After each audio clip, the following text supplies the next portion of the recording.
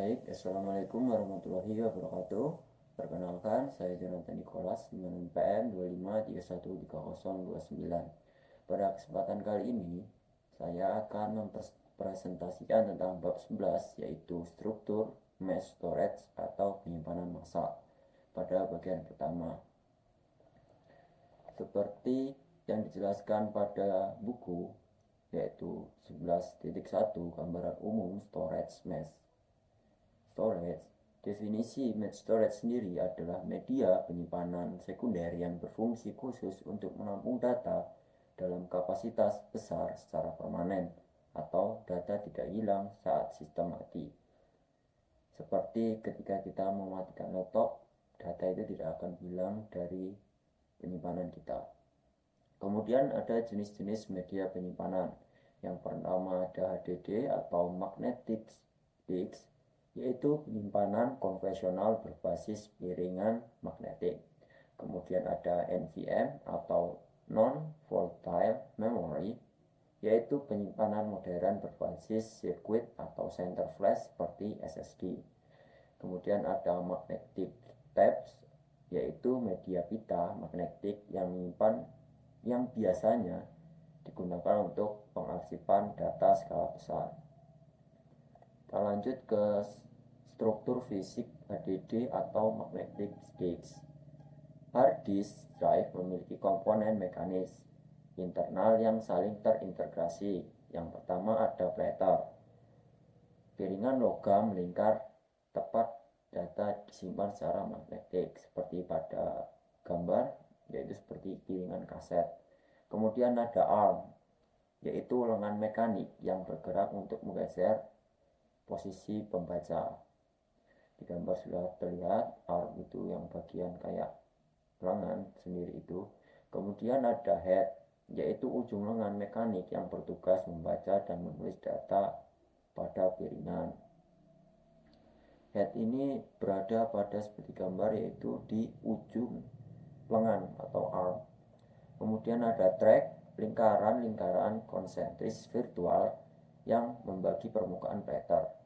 Dan yang terakhir ada sektor, yaitu potongan-potongan kecil di dalam track yang menjadi unit penyimpanan terkecil. Kita lanjut ke 11.2, yaitu penjadwalan HDD atau disk scheduling. Disk scheduling sendiri mempunyai tujuan utama penjadwalan, yaitu meminimalkan seek time, yaitu membatasi dan mengefisienkan waktu penggerak lengan atau arm disk saat menuju track yang diinginkan. Kemudian memiliki urgensi, yaitu karena HDD ini menggunakan komponen mekanis, efisiensi pergerakan fisik jarum head sangat mempengaruhi kecepatan akses data keseluruhan. Kita lanjut ke algoritma penjadwalan atau HDD yang bagian pertama. Yang pertama ada FCFS, yaitu first come first serve. Prinsip utamanya yaitu siapa cepat, dia dilayani lebih dulu. Permintaan data diproses murni berdasarkan urutan waktu kedatangan tanpa mempedulikan posisi head saat itu. FCS ini kayak antrian, siapa yang datang lebih cepat, dia yang pertama. Kemudian yang kedua ada SSTF atau shortest seek time first. Prinsip utamanya yaitu memilih permintaan data yang posisinya paling dekat dari lokasi head yang sekarang. Targetnya meminimalkan jarak tempuh gerak lengan disk secara agresif. Kemudian yang bagian 2 yaitu scan atau elevator algorithm. Lengan disk akan bergerak bergerak maju dan mundur secara konstan dari satu ujung piringan ke ujung lainnya, mirip seperti lift. Permintaan data akan dilayani secara berurutan selama jalur penggerak tersebut. Kemudian ada C-scan atau circular scan.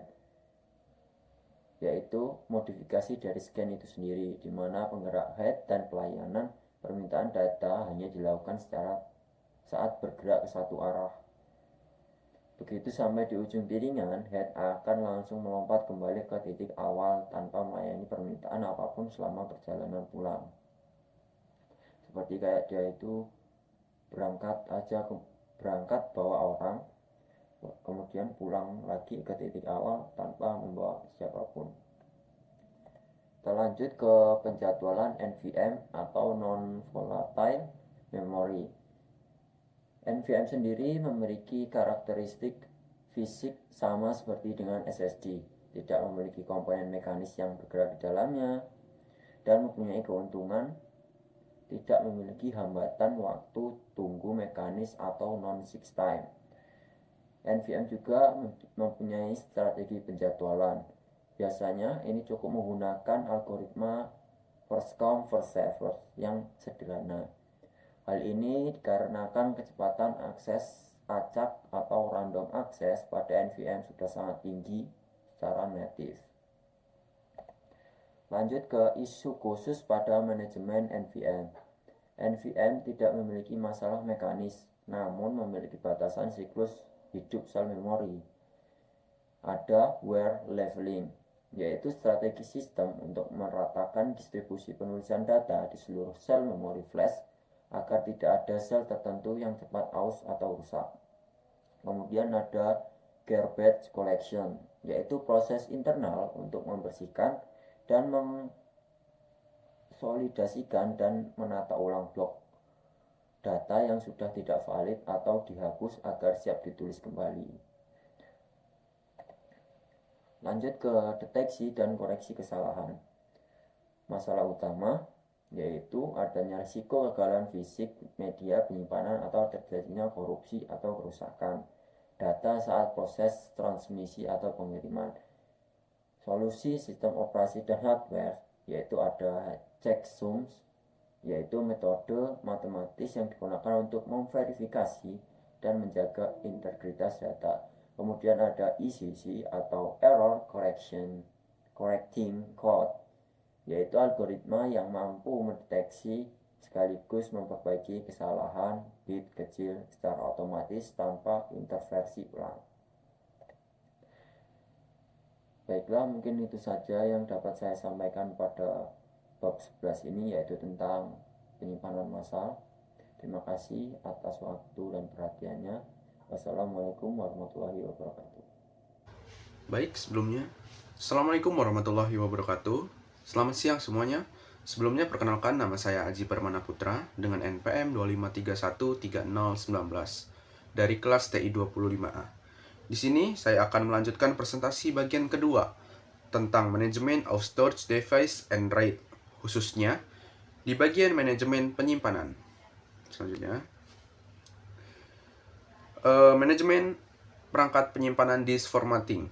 Di bagian ini, kita akan membahas tentang disk formatting yang terdiri dari dua jenis. Yang pertama yaitu low level formatting, yaitu proses membagi disk menjadi sektor-sektor fisik yang dapat dibaca dan ditulis oleh disk controller. Ini adalah langkah pertama sebelum disk dapat digunakan. Yaitu yang kedua, logical formatting, proses membuat sistem berkas di atas sektor fisik. Sistem berkas seperti FAT, NTFS atau X4 mengatur bagaimana data disimpan, diakses, dan dikelola oleh sistem operasi. Jadi sederhananya, low level itu bukan struktur dasar, sedangkan logical itu bikin atau aturan mainnya. Selanjutnya di sini ada slide boot block and bed blocks. Boot blocks adalah bagian khusus dari disk yang berisi instruksi yang menjalankan sistem operasi saat komputer dinyalakan. Sedangkan bed blocks adalah bagian disk yang rusak. Sistem operasi biasanya punya mekanisme untuk mendeteksi dan menghindari bagian ini supaya data tetap aman. Selanjutnya di sini ada swap space atau manajemen swap space, definisi dan metode. Swap space adalah area khusus pada disk yang berfungsi sebagai ekstensi RAM, memungkinkan sistem operasi menjalankan virtual memory ketika RAM fisik penuh, data yang jarang digunakan dipindahkan ke swap space. Metode implementasinya yaitu file di sistem berkas, swap berupa file bisa di dalam partisi utama, partisi khusus, swap partition, area disk terpisah yang didedikasikan untuk swap. Pemilihan metode bergantung pada kebutuhan fleksibilitas dan performa sistem. Oke, next. Di sini ada prioritas dan performa swap space. Kecepatan swap itu sangat penting. Kalau swap lambat, maka seluruh sistem juga akan terasa lambat. Karena data harus bolak-balik dalam RAM dan disk. Oleh sebab itu, performa storage sangat berpengaruh ke kinerja komputer secara keseluruhan. Next. Di sini ada attachment penyimpanan. Berikut adalah jenis-jenis attachment koneksi penyimpanan. Yang pertama ada host attached storage seperti SATA, USB, NVMe yang langsung terhubung ke komputer. Yang kedua ada network attached storage atau NAS, yaitu penyimpanan yang diakses lewat jaringan lokal. Yang ketiga ada storage area network atau SAN, yaitu jaringan khusus dengan kecepatan tinggi untuk kebutuhan besar seperti perusahaan. Oke, next. Di sini ada struktur RAID, ada tujuan dan manfaat. RAID adalah teknologi yang menggabungkan beberapa disk menjadi satu sistem. Tujuannya ada dua, yaitu yang pertama, redundansi. Apa itu redundansi? Redundansi yaitu menjaga keamanan data. Yang kedua ada performa, yaitu meningkatkan kecepatan yang diakses dengan RAID. Kalau satu disk rusak, data masih bisa diselamatkan dari disk yang lainnya. Selanjutnya, di sini ada struktur RAID level populer. Ada beberapa jenis RAID yang umum digunakan, yaitu RAID 0, yaitu fokus pada kecepatan tapi tidak aman. Yang kedua ada RAID 5, kombinasi antara performa dan keamanan. Pemilihannya tergantung kebutuhan, mau cepat, aman, atau seimbang. Berikut adalah ringkasan, yaitu poin utama manajemen penyimpanan. Manajemen penyimpanan yang efektif memerlukan pemahaman mendalam tentang perbedaan karakteristik antara HDD dan NVMe. HDD menggunakan piringan berputar dengan akses sequential, sementara NVMe menawarkan akses acak yang jauh lebih cepat. Algoritma penjadwalan seperti scan dan T-scan sangat penting untuk mengoptimalkan performa HDD. Selain itu, RAID berperan krusial dalam menjaga keamanan data melalui redundansi dan meningkatkan performa komputer secara keseluruhan. Next, mungkin itu saja yang bisa saya presentasikan. Jadi dari materi tersebut, dari presentasi ini saya mendapatkan pemahaman tentang bagaimana sistem mengelola penyimpanan data di komputer supaya tetap cepat, aman, dan efisien. Selain itu, presentasi ini juga menjelaskan bahwa penyimpanan dalam komputer bukan sekedar tempat menyimpan data, tetapi memiliki sistem yang mengatur bagaimana data bisa ditulis, dibaca, dan dijaga keamanannya. Baik, mungkin itu saja yang dapat saya presentasikan. Kurang lebihnya mohon maaf dan saya mohon ampun kepada Allah. Wabillahi taufiq wal hidayah. Wassalamualaikum warahmatullahi wabarakatuh.